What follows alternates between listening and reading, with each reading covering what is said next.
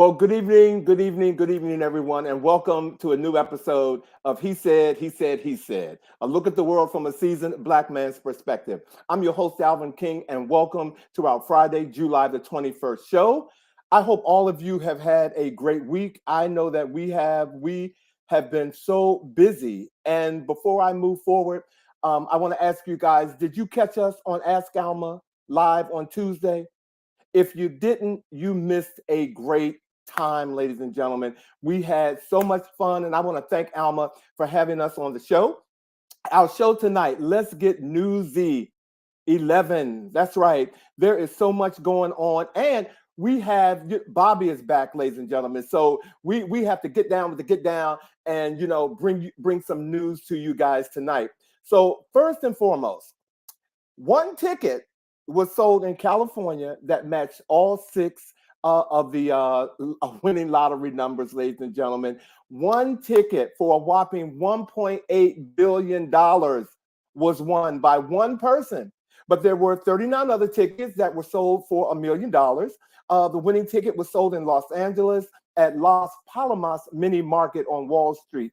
It's the third largest Powerball jackpot ever and became the sixth largest U.S. jackpot that has been told to us.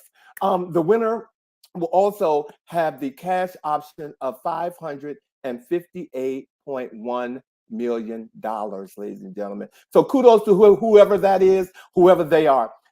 If you guys are wondering why I am dressed in pink, it's because Black men look good in pink. How y'all feeling? Yeah, do I look good in pink?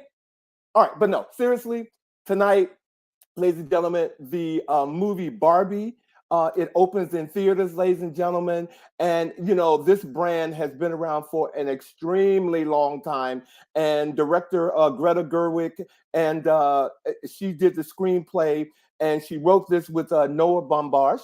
And it's based on the Barbie fashion doll by Mattel.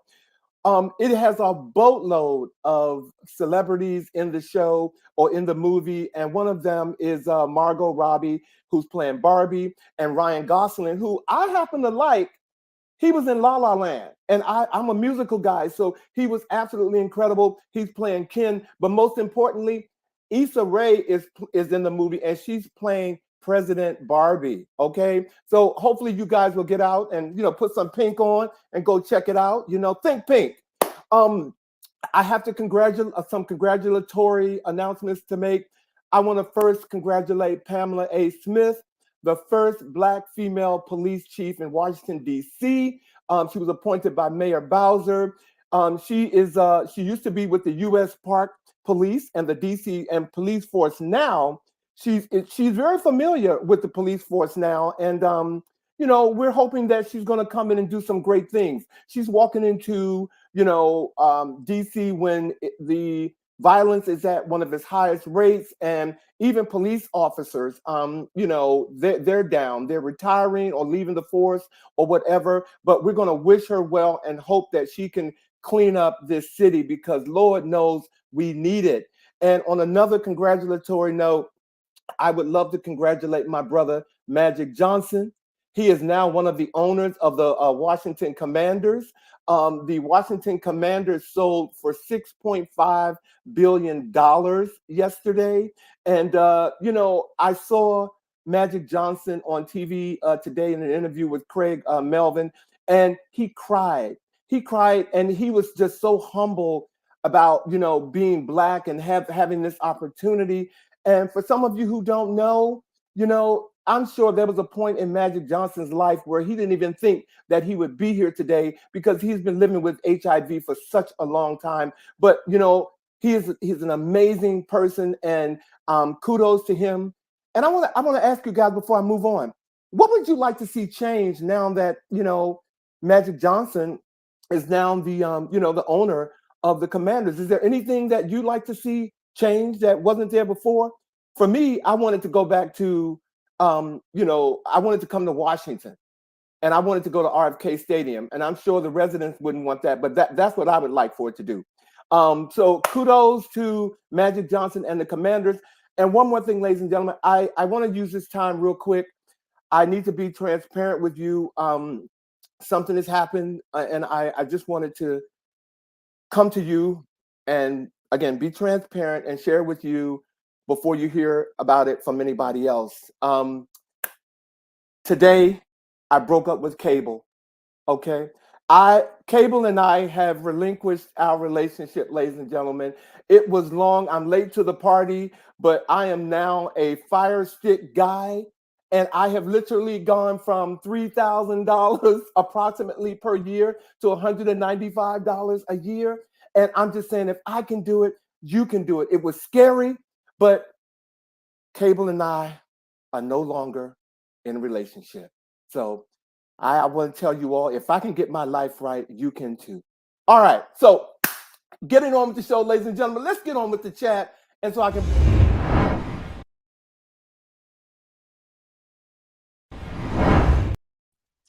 Hello. We're here. Hello. You broken up with Cable. You didn't tell anybody. Bobby, it was, I wanted to tell you all on Monday during the call, but you did not. I couldn't. I was verklempt the whole time during the show. But again, I'm the one who's usually late to the party, but it's over. It's over. No, I'm done with need to talk to you about that because I'm really thinking about it. Because like you said, it's a lot of money. And when I think about how much time I'm not watching television. Mm-hmm. Bobby, I got a streaming service for you. That's all I have to say. We'll talk. And we will talk because I literally had to have someone else to, show me the ropes. And so, but it's done. We're over. When you do, will you write a letter to the cable companies and tell them that the reason why you're canceling is because of the way that actors and writers are being mistreated? I will do that. I will do that. And just tell them that. Yeah. So you guys need to learn how to pay actors and writers, and therefore I am canceling. And trying to AIing people and all that kind of. It's like, stop that. Pay people for their work. Mm-hmm. And what's ironic in you saying that, I that is happening at this time. You know what I'm saying, Vash? So, well, you know what, Vash, you always you're like GE, you bring good things to light. So, ladies and gentlemen, let's take this moment to wish our brother Vash a happy birthday, ladies and gentlemen. Hey, his birthday was yesterday. Look at him. It's your birthday. It's your birthday. Look at you. Look at you. Did you do anything like that you could tell us on air?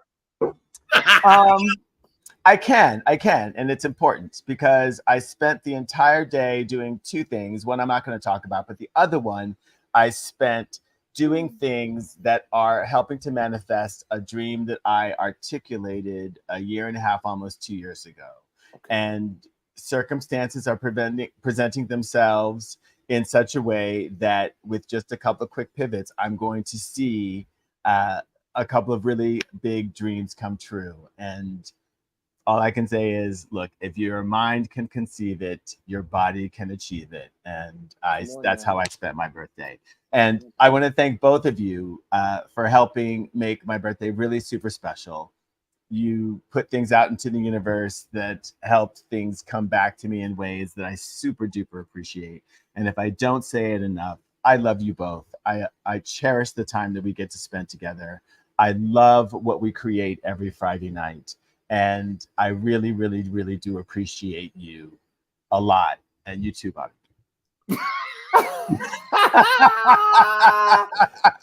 Hello, Monica. Hello, George. Thank you guys for being here. And you too, Boddie. And you too, Bobby. I do. I adore you. So, I hope that's clear each and every week. One finger is missing. That's all I'm going to say. Oh, you know what? I love you, Vash. Y'all got me. I'm bringing a fan down here the next time, okay? Because y'all got me sweating. Hey, look. We do want to wish you a happy birthday, and as I put on my social media posts, like ours is such an unexpected friendship and brotherhood. Like, who would have ever guessed that this show would have facilitated this bond? And and despite the restraining order I have against you, Do you know what the worst thing about a restraining order is? Uh-oh. The other person doesn't know about it. So I will see you in 20 minutes. Where are we going for dinner? Well, Exactly. as long as you're 90 feet away from it, it can be It's anywhere. okay. It's If okay. you don't tell Send this over to nobody, him. Let him taste it. nobody will know. Okay, keep it quiet. Well, look, ladies and gentlemen, we want to for the chat. I asked Bobby and Vash to indulge me on something. We have a couple of clips that we want to show you, two to be exact, and we want to get your take on them. Because they both caught my attention. So if we could roll this first clip, please. And get those fingers ready, people. We're looking for audience feedback. Now, hopefully you all can see this.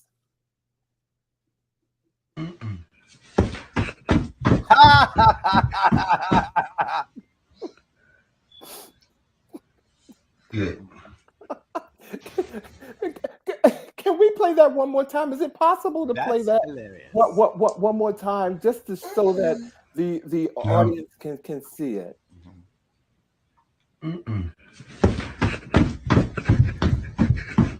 That's hilarious.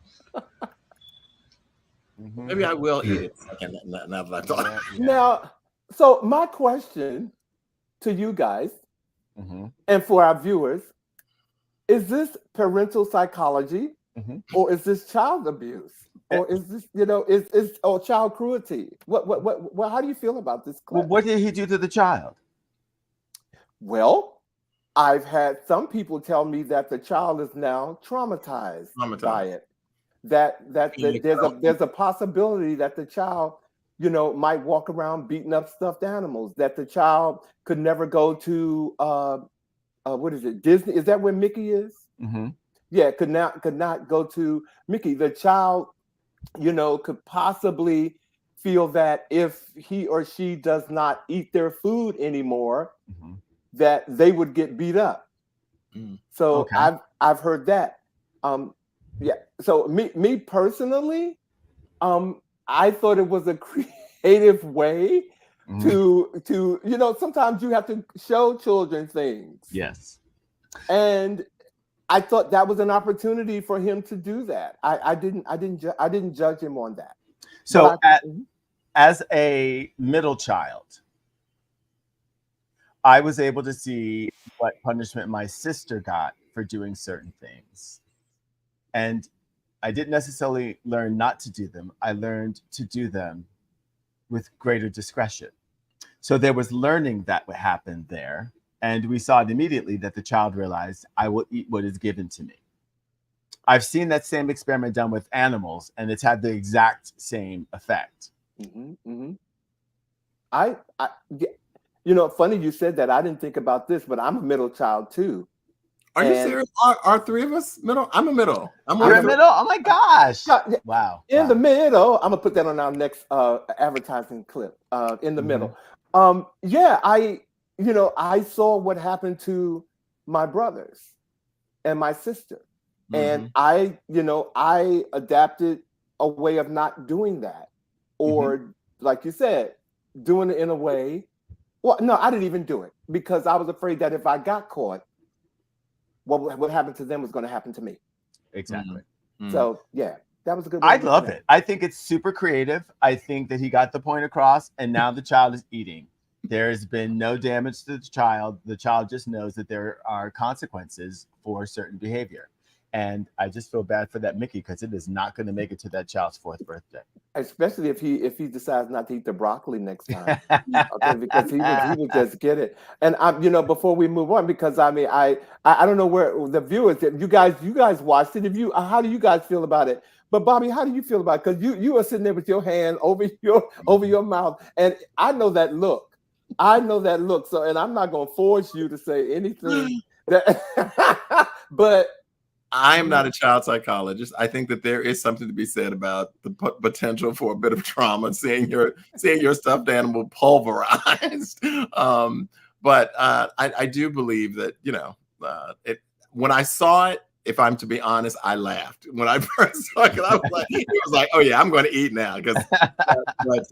But as I said, I'm not a child psychologist, and I would certainly never suggest any kind of intentional trauma towards a child. As a middle child, I, like you, I watched my brother do things I saw him get consequences for it. And like you, Vash, I was like, I may do that, but I'm not going to do it that way because I that way that happened. So, but you know, well, thank you. I think, you know, if I do get a niece and nephew who doesn't want to pay attention to me, most of my nieces and nephews have and do pay attention to me, so I don't have to worry about that. But that was a cute idea. I thought it was cute. I laughed at it. It was so okay, thank you guys. Well, I have one more clip that I saw this week, and it was an experiment, and I wanted you guys to see it because I think it was worth discussing. Okay. So here we go.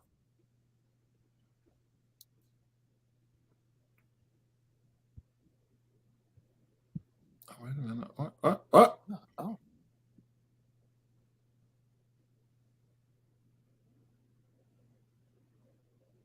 Yeah, I found this very interesting.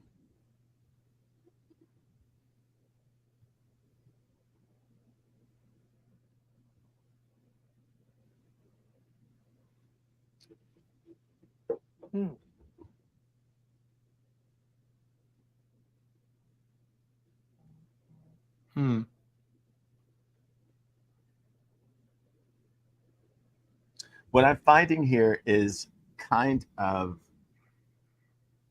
the level of disgust that people are showing being touched by a Black person.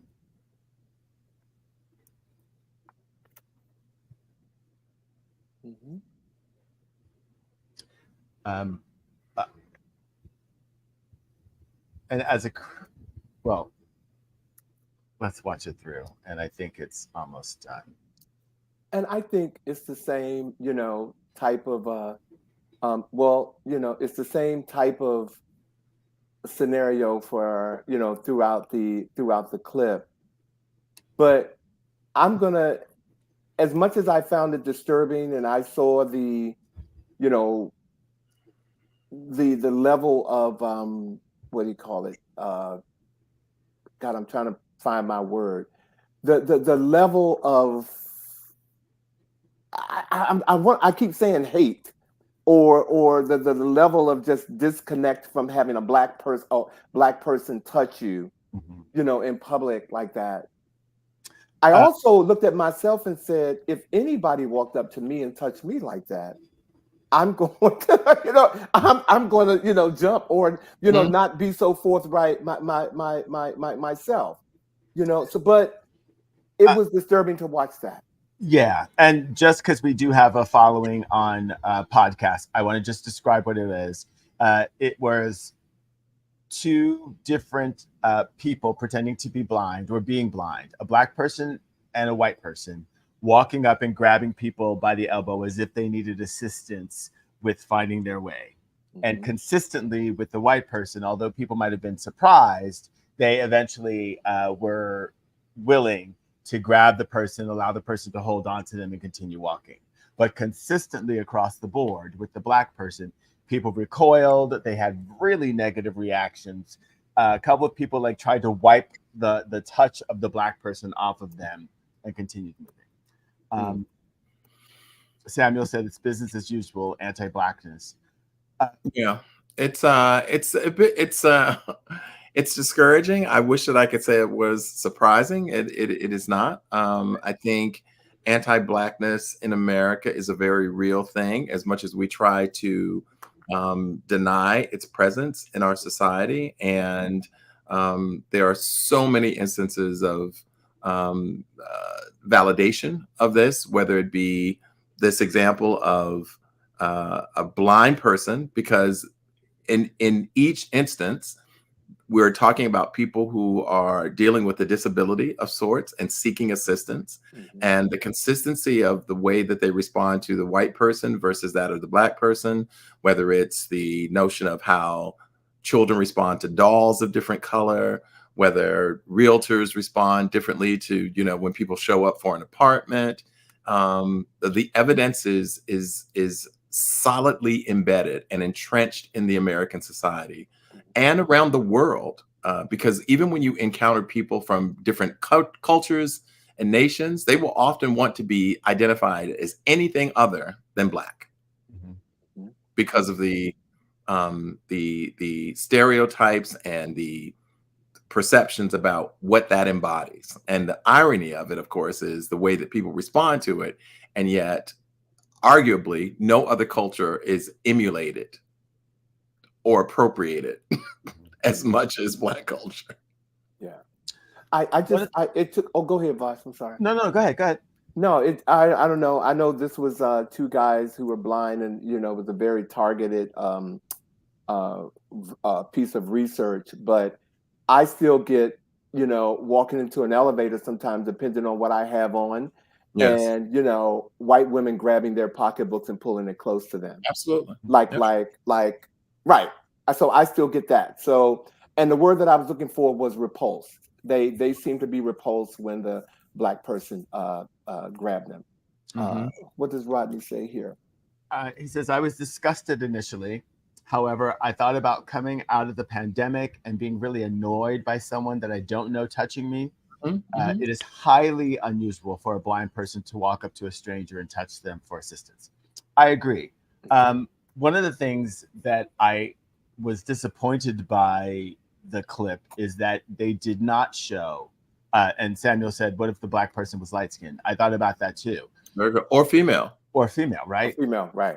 One of the things that I was disappointed by the clip and the experiment is that they didn't show a Black person going up and touching another Black person to see if part of what you were saying, Bobby, that even Black people have a thing against Black people. I would have liked to have seen a way more expansive experiment of this, but it was disturbing. And Alvin, just to your point, I was in New York at the Westin, went into an elevator. There were 3 white women. I walked in. I saw their reaction, and they were getting ready to get out until the people that I was with, who happened to be 3 white men, walked in, and we were all exchanging. And then I watched them relax. So it's, and I got to a glass elevator. So it wasn't like it was enclosed. As soon as we would have lifted up, everyone would have seen us. But still, that reaction to Blackness. Well, let me ask you guys this question. How differently do you think that this experiment might have gone if the people that were being approached were Black and the blind person was white? Do you think Black people would have responded the same way? There was one of those examples. There was a Black person where the white guy went up to, and the guy who had on a matching short set. Yeah, I saw one, but what I'm saying is more of a more extensive. Do you think mean if it was Black people would be more inclined to allow a white person to would they respond with the same level of revulsion? I'm sorry. I think most Black people would. I to be honest with you, would be helpful or respond with repulsion. Oh no, I think they would respond with repulsion. Being this climate that we live in right now, but again, that's my thought. I would have to see it. I can't go on Jeopardy and expect to win with that answer. But we are a polarized society right now along issues of race. So I mean, I think, I would love to see that. Again, it wasn't a good experiment to the degree of us seeing a well-rounded, what do you call it, experiment of how it could, of the different races, the age, the sexes, we didn't see all of that. Yeah. But as far as, what we did see, right, is something that, again, is not surprising, but it is disturbing. Well, David also echoed and said that, he suggested that, culturally we care and we would be more inclined to be of assistance to someone. So thank you for that feedback, David. Thank you, my church brother. Thank you, David. Yes. See. Now, talking about race, is it okay for me to get us? It is okay. You go do what you do. You do what you do. Hey, all right. Okay. So speaking of issues of race and so forth, I talked about how, racism is really embedded in many aspects of American society. Here is another tangible example. We have a MIT student who was working with AI to really try to ask, getting ready to go out there for the job search and so forth, and ask for kind of like, advice on how to make her profile image more professional. She did it. And AI responded very clearly. It responded by, 1, making her skin lighter, and giving her blue eyes. Dang. So the program, which is programmed by people, because you can't just look at AI and blame AI. AI is developed. And so the bias of the people who were developing the AI is profound and centered here in that professionalism is defined by lighter skin and blue eyes. So here it took an Asian person, a person of Asian ancestry, and literally made her skin lighter and gave her blue eyes, but she requested a more professional headshot. Wow. That's deep. Wow, that is deep. You know, was that the site that she went to? Well, you know, obviously, yes, you could say that, you know, it was that particular site, but it raises the question as to whether or not, as in many aspects of American society, will the racism that is part of our current society also infiltrate AI in this way? Because it's the whole notion of, Right. if I want to look more professional, what do I need to do, is what she was basically asked. And it's basic. So for anybody who has less than light skin and not blue eyes, then your chances of getting a job is like no. or being seen or as being seen. Right. Which goes back to legislation around things like the Crown Act, around hair, like, you know, like all those things. What defines professionalism? And I know that we have standards around that, but if we are to designate professionalism as only having light skin and blue eyes, that leaves a whole lot of us out of the picture. Well, let me ask you a question. Do you think it was programmed that way, or is it perhaps a reaction that AI has to the information that it's been given access to, right? I mean, you're suggesting that it did that based upon an algorithm? Or based on what it maybe has seen and learned, based on treatment, based on profiles of people that exist in positions of power versus non, etc. Right? And it's problematic. I mean, no matter what. But I'm just saying, like, as opposed to thinking that there are some people sitting down programming that in versus telling it, go out, look at all of this material, which is still problematic because it doesn't get access to everything. Right. To say, find what is professional or what is mainstream or what, you know, because what would I would have loved it if she had said, make me a successful pop star, or give me a more hip hop look. You know, it'd be interesting to see that experiment, to see how it. I think it's a very valid question, but in the end, for me, it's just very concerning because we all are seeking employment and we need to live. And if AI is now following in the footsteps of those who only see professionalism through an extremely narrow lens, it's problematic because AI is building and growing in terms of its presence in all aspects of what we do. I mean, just the other day, even just something as simple as taking my credit card and putting it on a thing and tapping and being able to move on. Like, who would have ever imagined that level? You know, so I just know that given the growth of the present, if it's already demonstrating acts of or a lens of racist behavior. So what would have been the ideal response to that AI when she said, show me a professional version of myself? I would have assumed that it would have, like, because she's in a sweatshirt. If we look at the image, she's in like a MIT sweatshirt and all that kind of stuff. I would think maybe it'd give her a more professional outfit. Maybe, you know, do something a little more with the hair, or, maybe apply a little bit more makeup, but not change who she is. That's what my concern is. It didn't alter or enhance the person that existed. Those are two different people. When you look at those two different, like, it changed her from who she is. So AI has just told her, you can't be professional being who you are. You'd be better off white, even if your eyes were more crooked. Right. Yeah, so you know what? That is why I have the restraining order, folks. That's what. There it is. Bobby, I don't want to put you on the spot, but I definitely want to I want to have this conversation to go a little deeper, because you went to Howard University.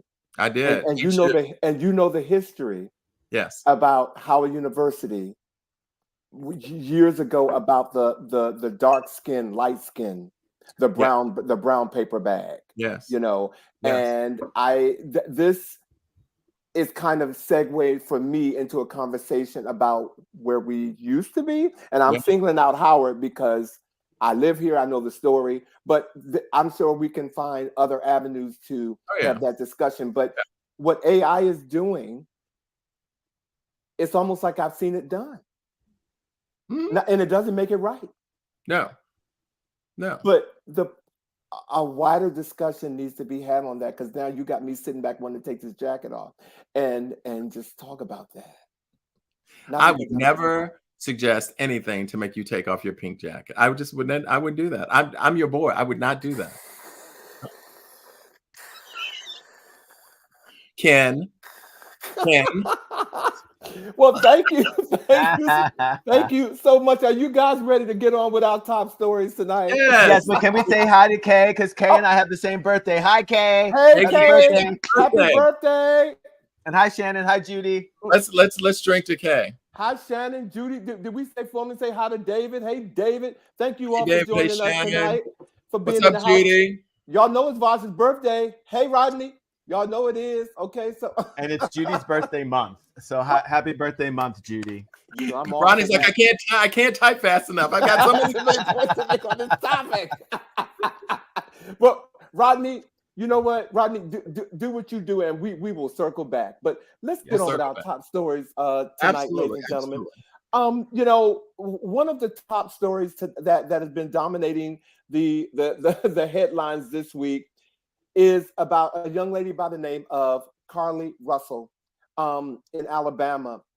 Carlee Russell, a 25-year-old nursing student, vanished for 49 hours beginning on July the 13th after calling 911 and a family member to report a child walking alone along I-459 in Hoover, Alabama. While on the phone, though, with her family member and police, said she screamed and was no longer responding. The family member called the police, and they arrived to the scene to find her car and her wig, her cell phone and purse nearby, as well as an Apple Watch. The Hoover police said that after they've investigated this, they found that she had Googled about the movie Taken and about Amber Alerts. Yeah. Okay. When I first heard the story, the fact that she came home in Alabama on a dark street, 48 hours, and she walked up into their house, I said, wait a minute. Wait a minute. Something is fishy about this story. And I immediately, not to bring up old news, but I went back to Jussie Smollett. I don't know why. Okay. But I did, you know. But her family, you know, of course, their family, so you got to stick by, you know, whatever. Your child. But something was wrong. Something was wrong. And they said the call she made was the length. She drove the length of 3 football fields. I don't get it. You don't get the football field piece? Yeah, I don't get the significance of her driving and the length of the message. It's not adding up that she saw this little kid and yet the signal was moving, suggesting like the length of 3 football fields. Like it was like, if you saw a kid running around, you wouldn't drive that far. Okay. Away from where you reported what you saw. The kid couldn't have moved that fast. Okay. Do you think she's, and they said there was no indication of alcohol or any type of mental illness going on with her? And David says 6 football fields. Okay, so she was longer. Good distance. A good distance. Yeah. It's concerning. It's concerning on a lot of ways, and I think mental health is very real. I think people can make some really bad decisions, and not that I think a lot of people make bad decisions, but are not necessarily in the public eye in this way. When she did what she did, she called upon public resources in a way, and it's unfortunate because again, so often, again, when we look at the American system, people of color who are actually missing are often not sought in the same way or not, and so I don't think it necessarily reflects on the entire culture. I think it's mostly on her, but I know the implications of people using this as an example of us not being seriously taken.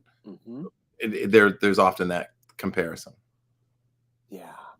Yeah. I don't know what to say. I think more is being revealed about it, but it was very calculated. She had a boyfriend. They called him.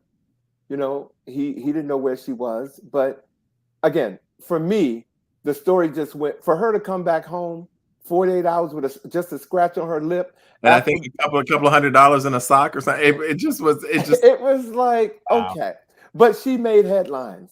Okay, this week, ladies and gentlemen. So we wanted to David says mental illness is real. And brother, I will not deny that. I will not deny that. And Rodney says mental health crisis can manifest in many ways.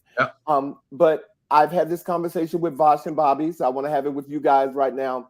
We're, as a society right now, we are so quick to say that someone is mentally ill when they do something of this magnitude. And again, evil comes into play.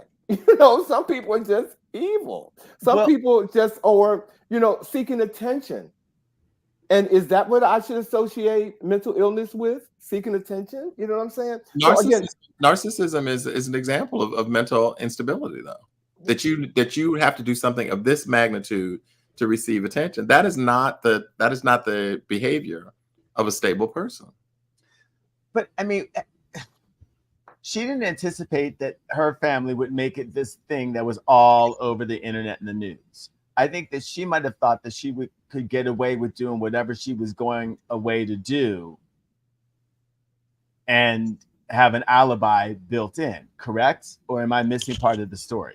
I disagree, because I'm like, if you call your parents and say, see this child, then they hear you scream, and then you're gone and your wig is left in the like, and your Apple Watch, everything is, that what appears that you could be tracked. That's Amber Alert at best. Yeah. I can't wait to learn more about what's been happening. But in the meantime, I just have to talk to you guys about this gentleman by the name of Travis King, a U.S. soldier who pulled a Harriet Tubman and ran into North Korea from South Korea on Tuesday willfully and without any kind of authorization, huh? Much to the surprise of people who were standing there going like, wait, is he about to run across the border? What is going on? So King was a private second class who had been a cavalry scout with the U.S. Army since 2021. And he's 23 years old, and he was stationed in South Korea, but he had recently served 2 months in prison there on charges of assault. Right. According to the South Korean media outlets reports, King had punched a South Korean national in a club in September and had been fined 5 million won, which is about, I don't know, close to $4,000 for causing public damage and being uncooperative with police during his arrest. He was scheduled to be flown home to the United States, I guess, to face court-martial or whatever other punishment that was coming. But instead of going to his gate when he was at the airport, somehow he found his way back into South Korea, back into the main populace, and joined a tour group that was headed towards the demilitarized zone. Right. Sarah Leslie, who is a tourist with who was from New Zealand, said that she was with the tour group that King was in. And she said the tour was like was just milling about. People were just hanging out, getting close to the border. And all of a sudden, she saw this man run like full gas, like his life depended on it. And he crossed into the North Korean side. It's a mess. North Korean side is like the communist side. Like, that ain't the friendly side. Anyway, he escaped whatever was going to happen to him. And now he is believed to be in custody of North Korea.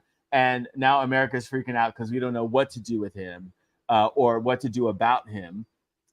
Right. Because North Korea is showing they're behind with nuclear testing and whatnot. And now we have a potential hostage situation. So, as always, we'll watch this and give you guys any kind of updates as they come through. But what's that? It's a lot to be said on that. And the fact that I don't think because of what they've said about his past, that America is going to be so forthcoming to find out where he is or how he's doing. Well, and it also raises the question as to whether or not the country, I mean, he is a citizen, first and foremost. He did not lose his citizenship by crossing that border. But it does raise the question as to whether or not the country will respond in the same way around someone who is being detained unwillfully versus someone who intentionally ran across a border. Like, he wasn't over there and no one grabbed him and pulled him over there. He did it on his own. So, stupid is what stupid is. Oh, wow. And whatever he was trying to escape, like, now he's made it worse because he's not welcome in that country. He's an illegal immigrant and hostile, right? Like, they don't look favorably upon the U.S. So he's created a lot of trouble for himself, and it's not going to help whatever like disciplinary action he was about to find. So poor Travis. The things that are making these headlines this week. We move forward. Bring it a little closer to home in the state of Virginia. That's closest to Alvin and me, not too far from Vash up in Pennsylvania. But the governor, Junkin, has just recently released some student policies around transgender students that have made the headlines, and deemed as pretty controversial. Much of the policy revolves around students, two aspects of transgender students' lives in schools, including not being able to or being forced to use like restroom facilities that are connected to your birth gender, your designated birth gender at birth, and also not being able to use names that are outside of what are officially printed on your transcript. So you wouldn't be able to use a designated name or change your pronouns without written consent from parents. And so it also places teachers. And I can tell you as an educator who works at a school, an independent school that has policies around being able to support children throughout the course of the day by honoring these things as best we can. But even we who do not fall under this current policy have begun to really kind of revisit and figure out the ways in which we can both support students and engage parents appropriately as well. But many advocates suggest that this policy is one that puts the day-to-day existence of transgender students, or just students who are really trying to understand who they are in terms of their identity, at great risk. All I can say to that is amen, and he's wrong. And my heart goes out to parents right now who have kids who are in a position or situation of trying to find themselves. And, at every juncture, it seems like you have a youngkin somewhere trying to tell a parent how to raise their child and, taking opportunities away from them. It's really sad to hear that. It's just, that's one of those stories that I just shake my head because I don't know what to do.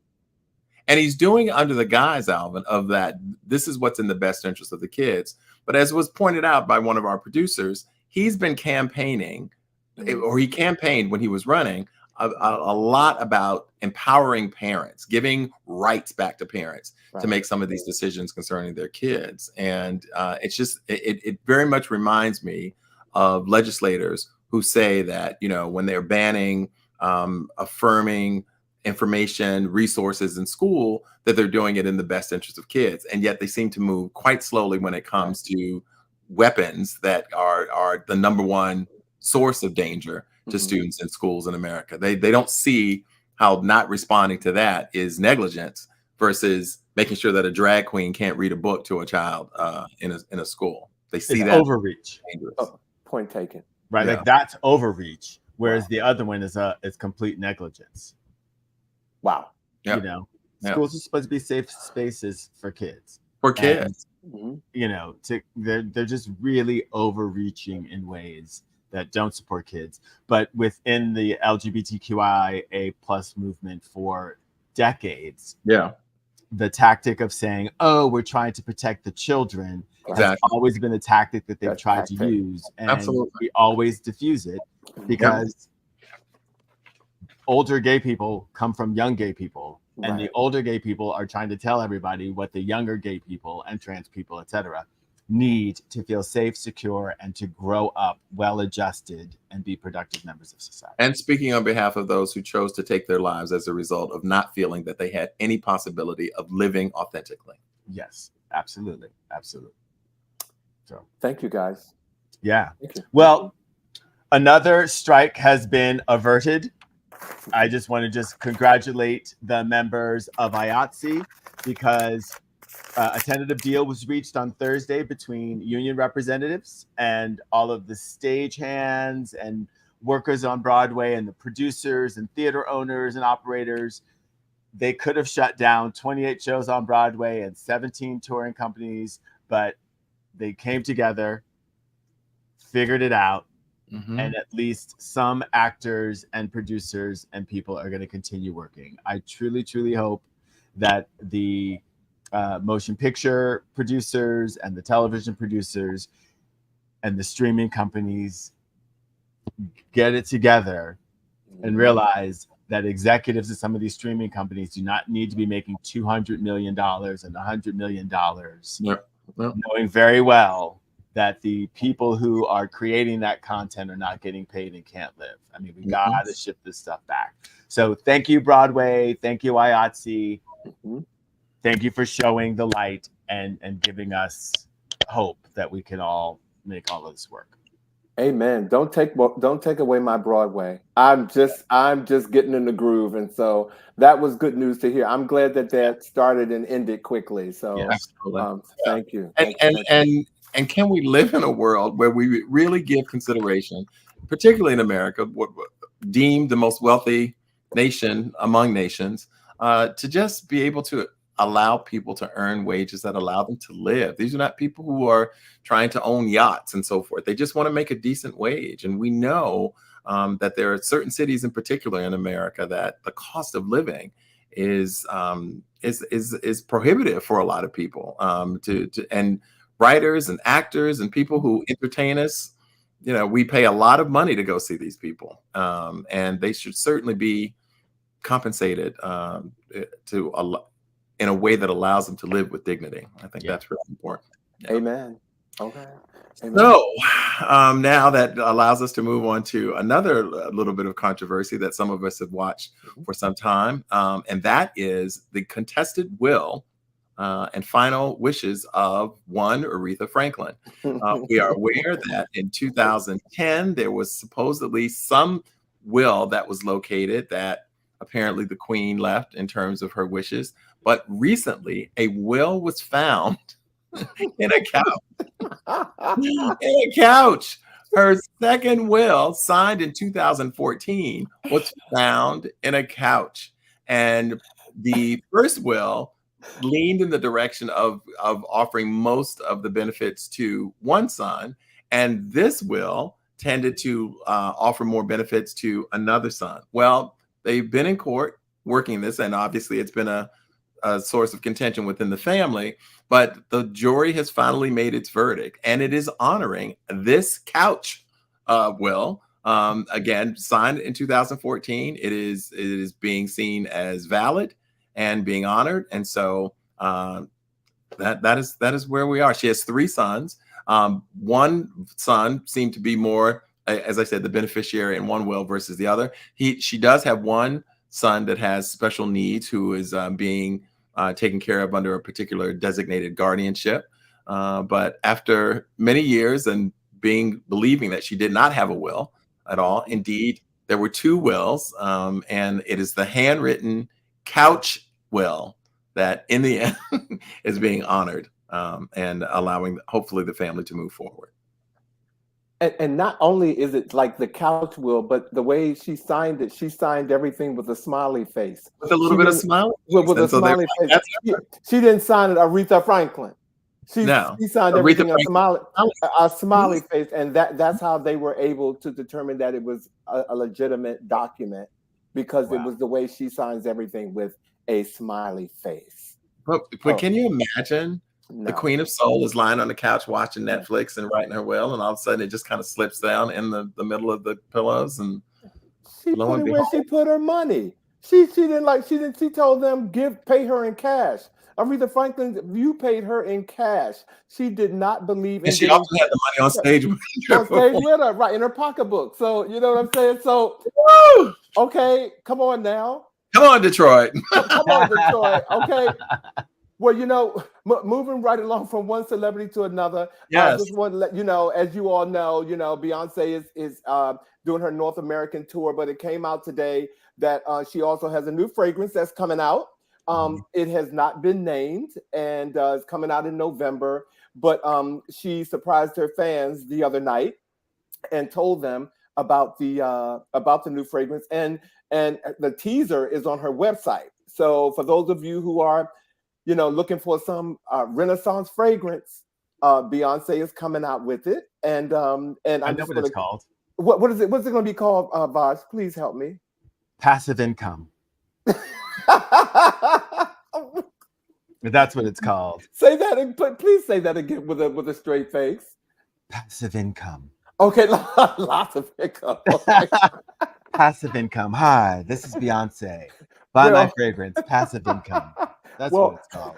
Well, while she's out bringing in the income, she's not alone, ladies and gentlemen. For you up in New York, the Carters are doing their darn thing, and right now at the Public Library is pleased to present the Book of Hove, an installation created by Rock Nation to celebrate the life and work of Sean Jay-Z Carter, one of Brooklyn's most influential figures.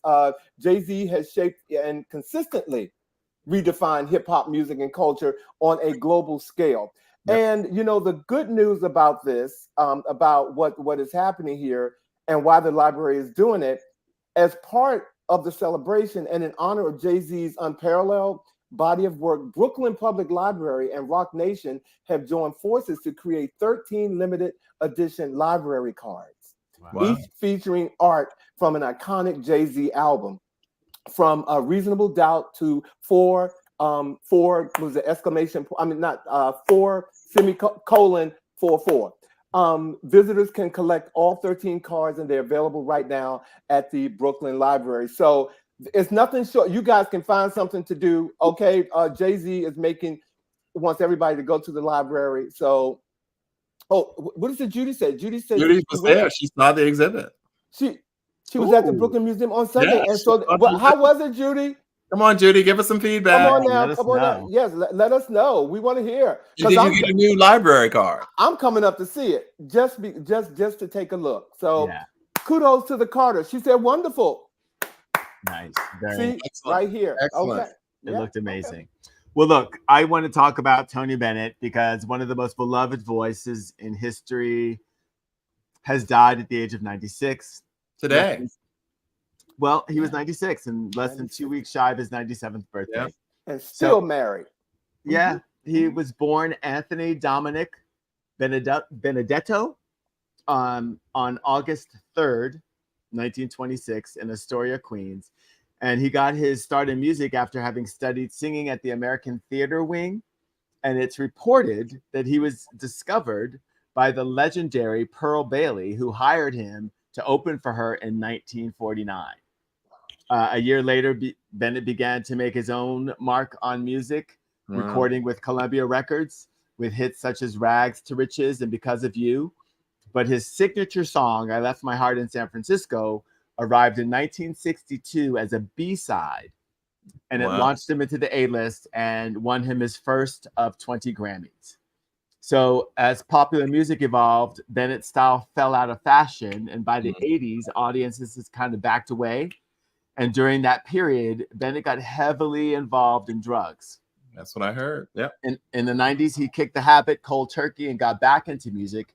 And he was really, truly embraced wholeheartedly by the MTV generation. Yeah. When he recorded those series of duets with the popular pop stars. Yeah. And in 1994, on Unplugged on MTV, he got a Grammy for that work and Album of the Year. In 2016, he was diagnosed with Alzheimer's, but that didn't stop him from recording music.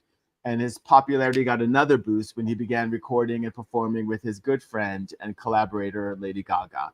Lady Gaga. Bennett died in his hometown in New York City, and he'll be remembered as one of the greatest crooners who ever picked up a microphone. We say goodbye to Mr. Tony Bennett. He will definitely.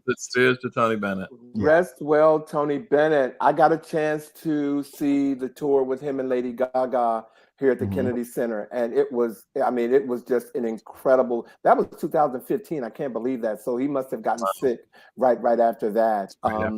But that was an incredible show. Wow, and so many wonderful collaborations. Absolutely. Absolutely. It was ingenious. It was a genius recreation. Yeah. Genius. And I didn't know that he was on drugs. You guys just told me something, or almost 10 years. Yeah, it was like a long time. Uppers, downers, sleepers. He said he was doing anything and everything. And I guess to fill a void. I mean, when you show up and all of a sudden you're like embraced and loved for doing what you do, and then just music changes in such a way that you can't really compete. And yet he stayed true to himself and came back and did these duets with all kinds of people. Chrissy Hyde from The Pretenders. I think he did one with Blondie. Queen Latifah. Yeah, like it was really an amazing. Amy Winehouse too. I wondered. Who I heard he was close to as well. Yeah. That was a good collaboration. It also speaks to the fickleness of the American public. Like he was so beloved and then kind of tossed aside, but he recreated himself and he came back. And I don't know if either of you happened to see the interview that he did with Anderson Cooper for 60 Minutes. I did. But it was a really fascinating look at how Alzheimer's had affected him, because during the interview, there were times, and of course his wife was by his side, he struggled to kind of communicate with Anderson, one-on-one kind of interview style. But when it was time for him to sing, like, because Anderson like asked him if he would perform, like the music came back to him. Like once he was singing, it was like he was his old self, which is this amazing thing that the music never seemed to leave him. And when he was touring with Lady Gaga, they were saying like sometimes he would get confused on or before the stage, but when he got on the stage, they were like, there were no cue cards, there were no, he just did it. It was just in him. Well, thank you guys. We are nearing the end of our show. Bobby and Vash, thank you once again for a great show. As we always have, Rodney said he was the last of the greats. Frank, Nat, Johnny. Yeah. Next week, ladies and gentlemen, we will have with us author Robert Jones Jr., also referred to as the son of Baldwin, with his New York Times best-selling novel, The Prophets, for a candid discussion about his novel of the forbidden union between two enslaved young men on a deep South plantation, the refuge they find in each other, and the betrayal that threatens their existence. Robert Jones will be here next week, and I'm telling you, it's a great book. I'm almost done. I cannot wait to finish it. And our words of the week: Control, Alt, Delete. Control yourself, alter your thinking, and delete negativity. How about that? Okay. Control, Alt, Delete. Ladies and gentlemen, it's been a great show. Thank you for joining us tonight. Happy birthday, Vash. Thank you so much. Thank you, everyone, for the birthday wishes. Thank you. And thank you all for joining us tonight. And we look forward to seeing you next week on a new episode of Think Pink. No, he said. Pink said. We said. Thanks for tuning in, everybody. Thank you. Good night. Good night, everybody.